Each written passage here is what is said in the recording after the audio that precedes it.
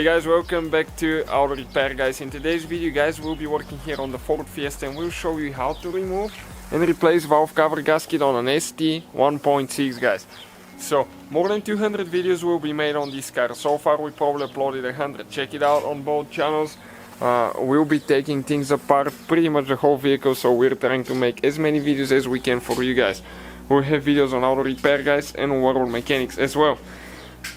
We just added this beamer to the vehicles guys. We picked it up from a car auction. Videos coming soon. You can check out where we got it from for a really cheap price. Some front end damage that we'll be fixing as well.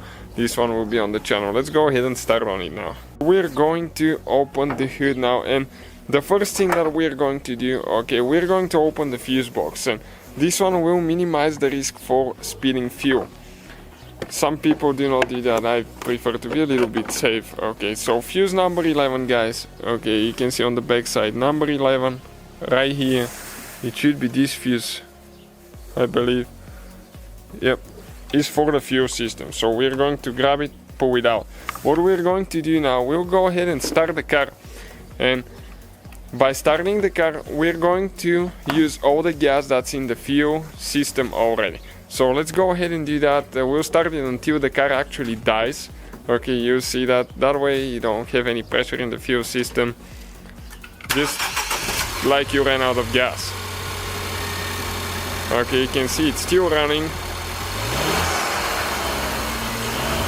Okay, it started missing a little bit now, so it's going to die any minute now.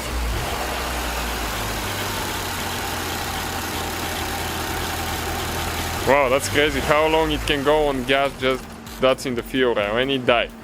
So perfect. We're out of gas now, so we can proceed with the next step.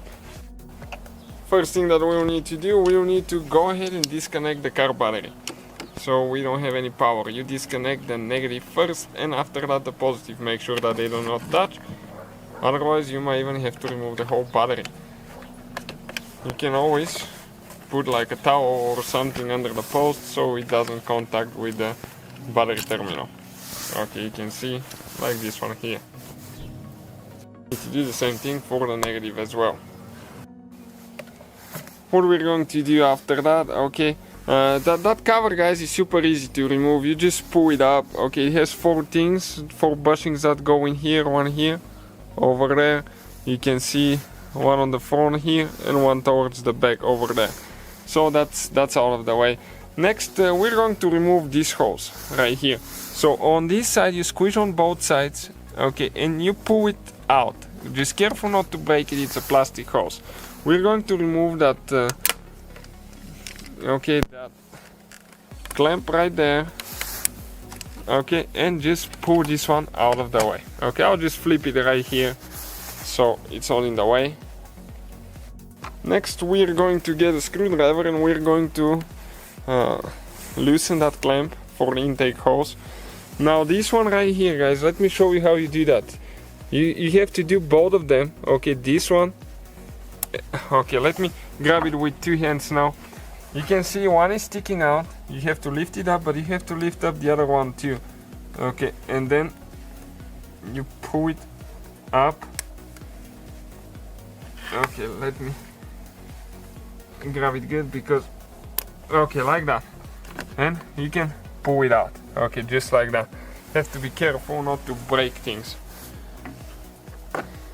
Okay, and next we're going to get a 10 millimeter socket right here on the screwdriver, and we're going to get that nut loose there for the intake hose and see if we will actually have to remove the whole intake hose or we can just push it towards the back.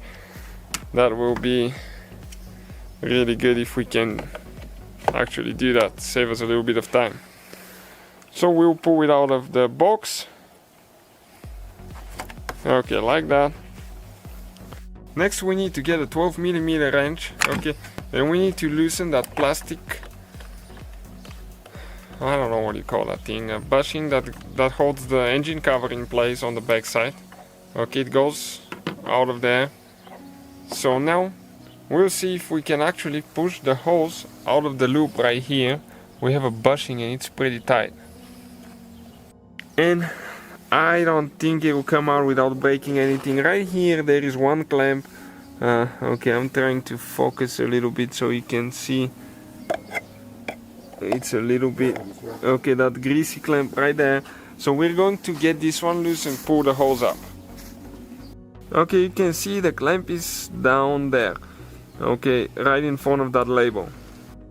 So we got it loose a little bit. We'll see if that will actually fix it now, and you will let it go up.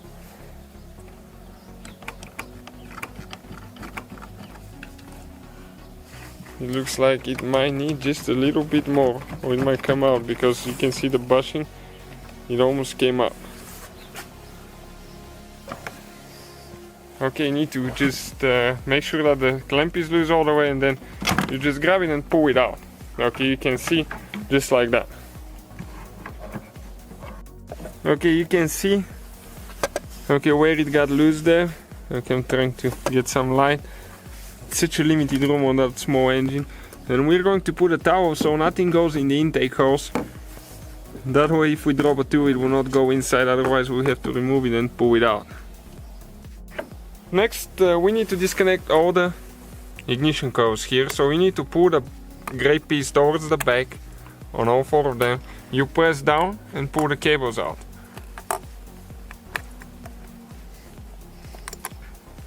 Okay, now this is the fuel pressure sensor right here for the fuel rail. We're disconnecting this one as well. And now we have, we're going to get the clip removal tool. Okay, and we're going to disconnect a few clips here. Okay, one right there. We just pull them up.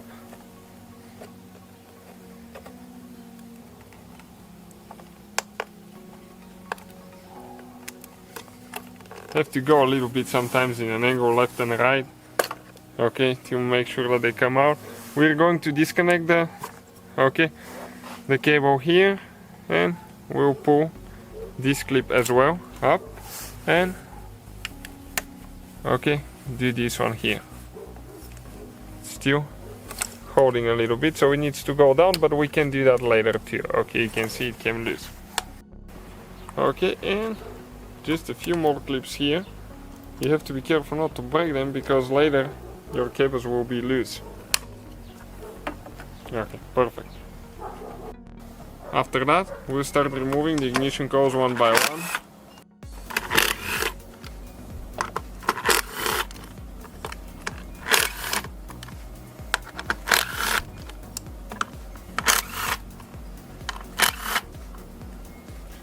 Okay, it's important not to lose the bolts or drop them in the intake or anything like that.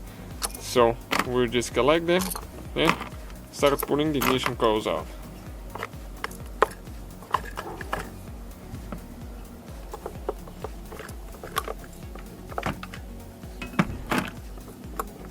Okay, just two more now, and the last one. Okay, perfect. So now we are going to remove, okay, this bolt with a 10mm. Still a little bit tight. Usually once you get them loose they go by hand, but this time decided to give us a hard time.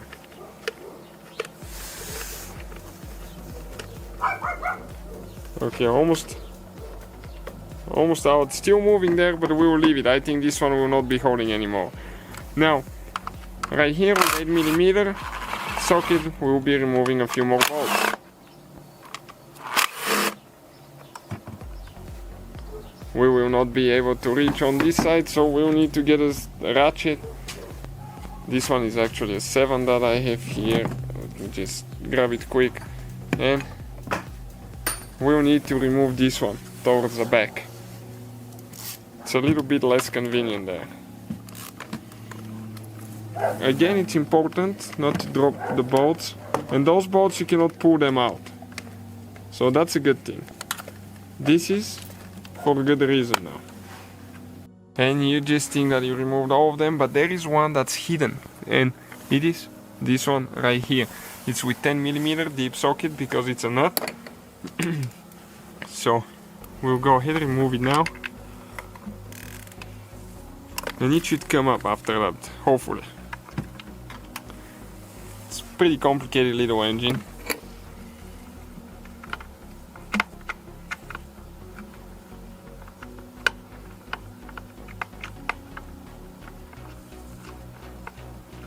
Okay, the nut is coming out. You can see just a regular 10mm nut. Okay, let's see if we can lift it up now, or if something is still holding. That's unbelievable. It looks like we still have something holding here. And a few more, guys. That's why it's a good idea to watch before you start doing that. You need to lift that seal up, and there is 2 more. Okay, with those will be just with 8mm. Okay, 8mm socket, or smaller than that actually. Let's see if it's a 7. Yep, this is a 7.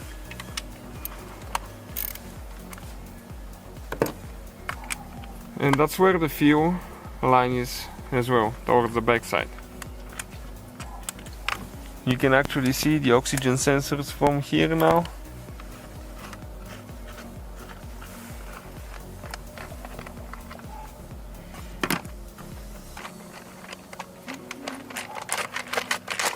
Okay, we still have a few, just need to be loosened a little bit more. And now we can go ahead and pick it up.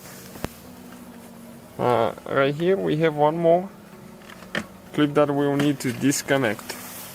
Okay, you can see on the side. Okay, this clip right here. So how you do that, this one, you can just pull it out. You can see right here. And this is the cover on top. Now we got to the more important part. So, what we're going to do now, guys, okay, we'll start actually disconnecting the fuel injectors now. Okay, we'll need to get the cables loose.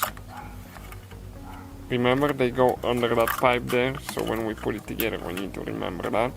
Now remember how we ran the car, so we don't have, okay, you can see this is the wiring harness. We don't have fuel pressure, hopefully, in the system, but you have to be really careful. Use eyeglasses, eye protection, gloves. Okay, we'll remove those nuts to get the pipe loose. Okay, no fuel, a little bit for us, but not too much. Okay, so always be careful, no smoking or anything like that. Next procedure, okay, will be a 10mm socket.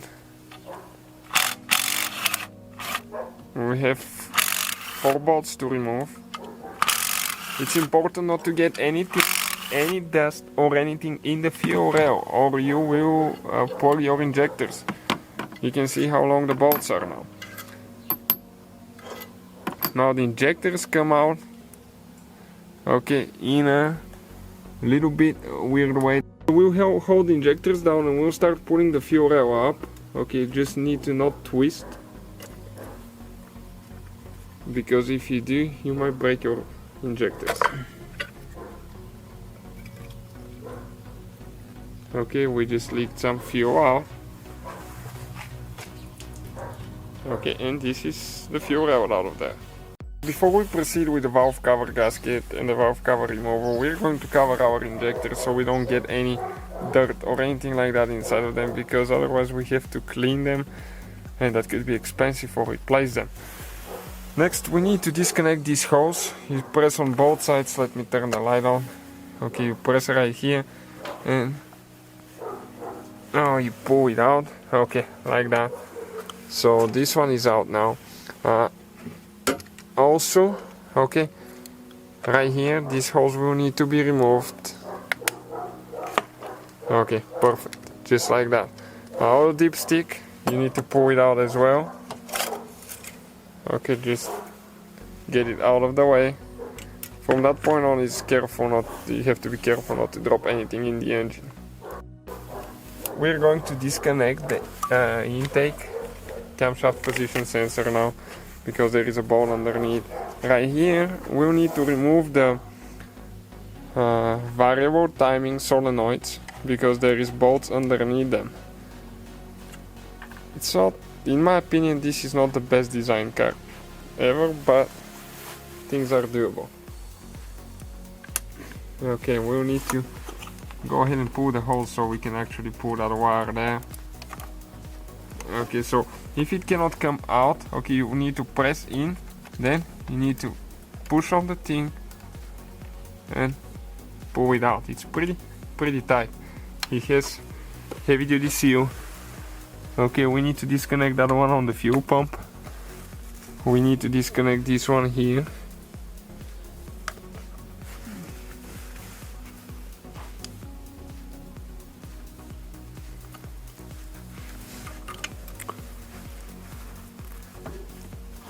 Okay, and this one I don't want to break it. I'll need to grab it with 2 hands because it's really tight because of the seal.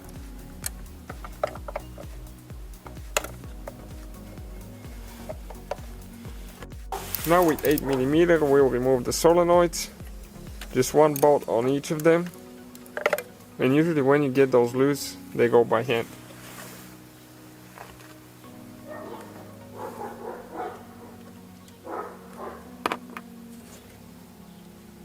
Okay, pull them out. Try not to get them dirty at all, because if you do, they might not perform right again.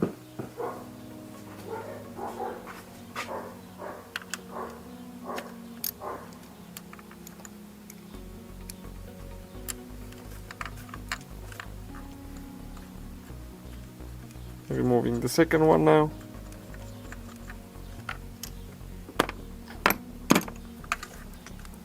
They will leak oil. Okay, right there. Now we need to remove the intake camshaft position sensor, because there is 1 bolt hidden underneath as well. 8mm socket.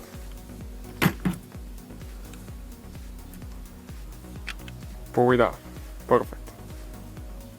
We just put the bolt on so we know where it goes. Okay, we covered our holes so we don't drop anything, but do not put things too deep in because you might get them stuck.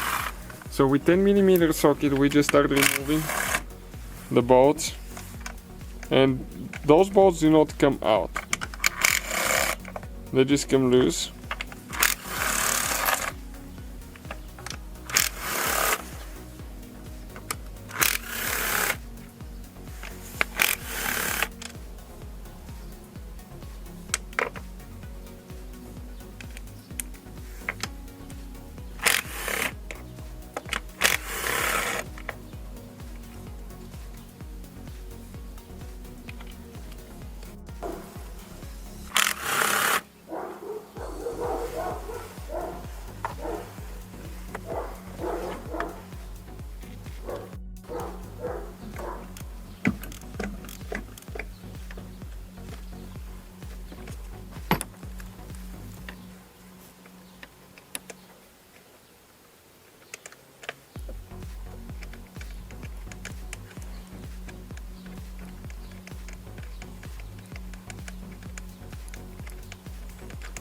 Okay, this one is a little bit hard to get to. Now we have 2 more on the back side.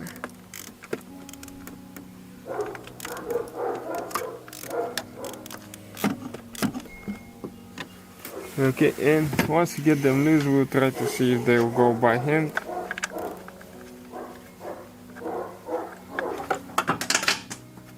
And that was our socket that we just dropped.